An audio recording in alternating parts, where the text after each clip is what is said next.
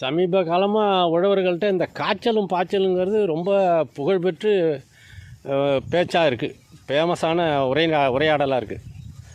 அதாவது இப்போ எப்படி பார்த்தாலும் தண்ணியை வச்சு கட்டிக்கிட்டே இருக்கக்கூடாது நெல்லுக்கு. அது அப்பப்போ காய விட்டால் தான் நிறையா தூர் வெடிக்கும் அப்படின்னு சொல்லிகிட்ருக்காங்க.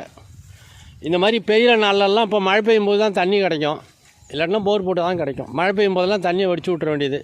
அப்புறம் தண்ணி இல்லைன்னா பூமியில் ஓட்டை போட்டு எடுக்க வேண்டியது. அப்புறம் ஓட்டை போட்டு எடுக்கும்போது வர வர தண்ணி காணா போய்ட்டுன்னா பூமியில் தண்ணியில் விவசாயம் பண்ண முடியாதுங்க வேண்டியது. அப்புறம் வறட்சியாக போய்ட்டுங்க வேண்டியது. எங்கள் காய்ச்சலும் பேச்சலும்னா பூமியே காயிற நாளில் தெறிக்க காய விடணும். தொடி புழுதி கக்ஸா உனக்குங்கிற மாதிரி உழுது காய வச்சிடணும். அந்த நாளில் மழை பெய்கிறப்ப முழுசாக தண்ணியை கட்டிடணும். நெல்லுக்கு நீரை கட்டு, வரப்பு உயர நீர் உயரும்.